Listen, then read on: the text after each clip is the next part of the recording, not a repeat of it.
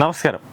ആഭിചാര നിരോധന നിയമനിർമ്മാണത്തിൽ നിന്നും പിന്മാറുകയാണെന്ന് സംസ്ഥാന സർക്കാർ ഹൈക്കോടതിയെ അറിയിച്ചിരിക്കുകയാണ്. മന്ത്രിസഭാ യോഗ തീരുമാനമാണ് സർക്കാർ കോടതിയെ അറിയിച്ചത്. എന്നാൽ സർക്കാരിന്റെ വാദം ഹൈക്കോടതി തള്ളിയിരിക്കുകയാണ്. നിയമനിർമ്മാണത്തിൽ നിന്ന് പിന്മാറുന്നതിന്റെ കാരണം വ്യക്തമാക്കണമെന്ന് കോടതി സർക്കാരിനോട് നിർദ്ദേശം നൽകിയിട്ടുണ്ട്.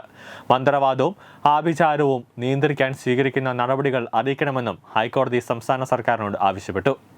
കെ.ടി. തോമസ് കമ്മീഷൻ റിപ്പോർട്ടിന്റെ അടിസ്ഥാനത്തിൽ നിയമനിർമ്മാണം പരിഗണനയിൽ ഇല്ല എന്ന് സർക്കാർ അറിയിച്ചതിന്റെ പശ്ചാത്തലത്തിലാണ് ഈ നിർദ്ദേശം. മന്ത്രവാദവും ആഭിചാരവും തടയാൻ നിയമപരമായ വഴി തേടണമെന്നാവശ്യപ്പെട്ട് കേരള യുക്തിവാദി സംഘം സമർപ്പിച്ച ഹർജിയിലാണ് ഹൈക്കോടതിയുടെ പരിഗണനയിലുള്ളത്. വിശദമായ സത്യവാങ്മൂലം 3 ആഴ്ചക്കകം സമർപ്പിക്കാനും കോടതി നിർദ്ദേശം നൽകി. നിയമനിർമ്മാണം ആവശ്യമാണെന്ന് കെ.ടി. തോമസ് കമ്മീഷൻ റിപ്പോർട്ടിൽ സർക്കാർ തുടർ നടപടി സ്വീകരിച്ചിരുന്നില്ല. കഴിഞ്ഞ 50 വർഷത്തിനിടെ കേരളത്തിൽ കാണാതായവരെക്കുറിച്ച് വിശദമായ ഒരു അന്വേഷണം നടത്തുന്നതിന് പ്രത്യേക സംഘത്തെ നിയോഗിക്കണമെന്നും ഹർജിയിൽ ആവശ്യപ്പെട്ടിട്ടുണ്ട്. മന്ത്രവാദവും ആഭിചാരവും അടക്കമുള്ളവയെ പ്രോത്സാഹിപ്പിക്കുന്നതിനും അതോടൊപ്പം തന്നെ അതിനെ പ്രോത്സാഹിപ്പിക്കുന്ന രീതികളും കുറ്റവുമാണെന്നും തെറ്റായ രീതിയായി കണക്കാക്കി ശിക്ഷ ഉറപ്പാക്കണമെന്നും ഹർജിയിൽ പറയുന്നുണ്ട്. കേരളത്തിലെ ഇത്തരം കേന്ദ്രങ്ങളിൽ റെയ്ഡ് നടത്തി നിയമപ്രകാരം നടപടി സ്വീകരിക്കണമെന്നും കേരള യുക്തിവാദി സംഘം സമർപ്പിച്ച ഹർജിയിൽ വ്യക്തമാക്കുന്നുണ്ട്. സംസ്ഥാനത്ത് അന്ധവിശ്വാസങ്ങളും അനാചാരങ്ങളും തടയാൻ നിയമനിർമ്മാണം നടത്തണമെന്ന സർക്കാർ വാഗ്ദാനം പാതിവഴിയിലാണ്. അന്ധവിശ്വാസത്തിന്റെ പേരിൽ ശരീരത്തിന് ആപത്തുണ്ടാക്കുന്ന ആചാരങ്ങളെല്ലാം കുറ്റകൃത്യമായി നിയമപരിഷ്കരണ കമ്മീഷൻ സമഗ്ര റിപ്പോർട്ട് 2021 സർക്കാരിനെ സമർപ്പിച്ചു. അന്ധവിശ്വാസങ്ങളുടെയും അനാചാരങ്ങളുടെയും പേരിൽ കുറ്റകൃത്യങ്ങൾ പെരുകുന്നതിനെതിരെ കർശന നടപടി ലക്ഷ്യമിട്ടാണ് പ്രത്യേക നിയമനിർമ്മാണം സർക്കാർ പ്രഖ്യാപിച്ചത്. മന്ത്രവാദം, കൂടോത്രം, പ്രേതബാധ ഒഴിപ്പിക്കൽ തുടങ്ങി ചികിത്സാ നിഷേധം വരെ കുറ്റകൃത്യമാകുന്ന വിധത്തിലാണ് നിയമപരിഷ്കരണ കമ്മീഷൻ റിപ്പോർട്ട് തയ്യാറാക്കിയത്. മന്ത്രവാദത്തിന്റെ പേരിൽ ലൈംഗികമായി പീഡിപ്പിക്കലും കുറ്റമാണ്. ദുർമന്ത്രവാദവും കൂടോത്രവും നടത്തുന്നവർക്ക് ഇത് പ്രകാരം 7 വർഷം തടവും 50,000 രൂപ പിഴയും ലഭിക്കും. ശരീരത്തിന് ആപത്തുകൾ ഉണ്ടാക്കാത്ത മതപരമായ ആചാരങ്ങളെ കരട് നിയമത്തിൽ നിന്നും ഒഴിവാക്കിയിട്ടുണ്ട്. സർക്കാർ നിർദ്ദേശപ്രകാരമാണ് ജസ്റ്റിസ് കെ.ടി. തോമസ് അധ്യക്ഷനായ നിയമപരിഷ്കരണ കമ്മീഷൻ ശുപാർശകൾ കൈമാറിയത്. എന്നാൽ ഇതിനായുള്ള നിയമനിർമ്മാണവുമായി മുന്നോട്ടു പോകേണ്ടതില്ല എന്നാണ് ഇപ്പോൾ സർക്കാരിന്റെ നിലപാട്. അന്ധവിശ്വാസങ്ങളുടെയും ആഭിചാരങ്ങളുടെയും പേരിൽ നടക്കുന്ന ചൂഷണങ്ങൾ, ശാരീരിക ദ്രോഹങ്ങൾ, നരബലി പോലുള്ള ക്രൂരകൃത്യങ്ങൾ എന്നിവ തടയുകയും പൊതുജനങ്ങളെ സംരക്ഷിക്കുകയും ചെയ്യുക എന്നതാണ് ഇത്തരം നിയമങ്ങളുടെ പ്രധാന ലക്ഷ്യം. ജനങ്ങളിൽ ശാസ്ത്രബോധവും മാനവികതയും വളർത്തേണ്ടത് ഭരണഘടനയുടെ മൗലിക കടമകളിലൊന്നായി ആർട്ടിക്കിൾ 51A എടുത്തു പറയുന്നുണ്ട്.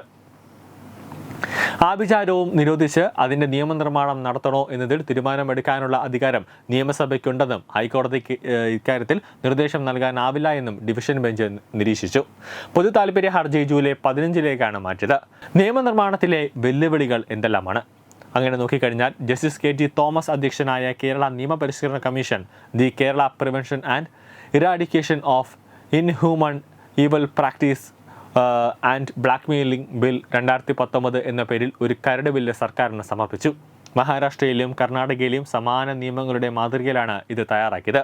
2021 കെ.ഡി. പ്രസന്നൻ MLA അന്ധവിശ്വാസ നിരോധന നിയമവുമായി ബന്ധപ്പെട്ട് സ്വകാര്യ ബില്ലുകൾ നിയമസഭയിൽ അവതരിപ്പിച്ചിരുന്നു. 2022 ഇലന്തൂരിൽ നടന്ന മനുഷ്യബലിയുടെ ഞെട്ടിക്കുന്ന സംഭവം ഈ നിയമനിർമ്മാണത്തിന്റെ ആവശ്യകതയെ വീണ്ടും പൊതുജന ശ്രദ്ധയിൽ കൊണ്ടുവന്നു. ഇതിനെ തുടർന്ന് ഒരു നിയമം വേഗത്തിൽ കൊണ്ടുവരണമെന്ന് വ്യാപകമായ ആവശ്യമുയർന്നു. അന്ധവിശ്വാസങ്ങൾക്കും അനാചാരങ്ങൾക്കുമെതിരെ നിയമം കൊണ്ടുവരണമെന്ന് സർക്കാർ പൊതുവിൽ അംഗീകരിക്കുന്നുണ്ടെങ്കിലും മതവിശ്വാസങ്ങളെയും ആചാരങ്ങളെയും വ്രണപ്പെടുത്താതെ ഒരു നിയമം എങ്ങനെ നിർമ്മിക്കാനാകും എന്നതിനെക്കുറിച്ച് ആശങ്കകൾ സർക്കാരിനുണ്ട്. ചില ആചാരങ്ങളെ അന്ധവിശ്വാസമായി കണക്കാക്കുന്നത് മതസ്വാതന്ത്ര്യത്തെ ഹനിക്കുന്നതിന് തുല്യമാകുമോ എന്ന ഭയം നിയമനിർമ്മാണത്തിൽ നിന്നും പിന്മാറുന്ന സർക്കാരിനെ പ്രേരിപ്പിക്കുന്നുവെന്നാണ് സൂചന. കേരള ഹൈക്കോടതി അടുത്തിടെ സംസ്ഥാന സർക്കാരിനോട് ആഭിചാരങ്ങൾക്കും അന്ധവിശ്വാസങ്ങൾക്കുമെതിരെ ഒരു നിയമനിർമ്മാണം പരിഗണനയിലുണ്ടോ എന്ന് വ്യക്തമാക്കാൻ ആവശ്യപ്പെട്ടിരുന്നു. 2022 സർക്കാർ ഒരു നിയമനിർമ്മാണം ആലോചിക്കുന്നതായി കോടതിയെ അറിയിച്ചിരുന്നു. അതിലെ നിലവിലെ സ്ഥിതി വ്യക്തമാക്കാനാണ് കോടതി ആവശ്യപ്പെട്ടത്. ആചാരങ്ങളെയും ഹാനിക്കാതെ, ഒരു തരത്തിലുമുള്ള ആചാരങ്ങൾക്കും ഒരു ഹാനികരണവും ഉണ്ടാവാതെ, ചൂഷണം ചെയ്യപ്പെടാതെ അന്ധവിശ്വാസങ്ങളെ മാത്രം എങ്ങനെ നിയമത്തിന്റെ പരിധിയിൽ കൊണ്ടുവരുമെന്നാണ് പ്രധാന വെല്ലുവിളി. നിയമം പാസാക്കുന്നതിന് വിവിധ മതഭാഗങ്ങളുടെയും അതോടൊപ്പം തന്നെ സാമൂഹ്യ സംഘടനകളുടെയും പിന്തുണ ഉറപ്പാക്കേണ്ടതുണ്ട്. ന്യൂസ് ഡെസ്ക് തത്വമൈ ന്യൂസ്.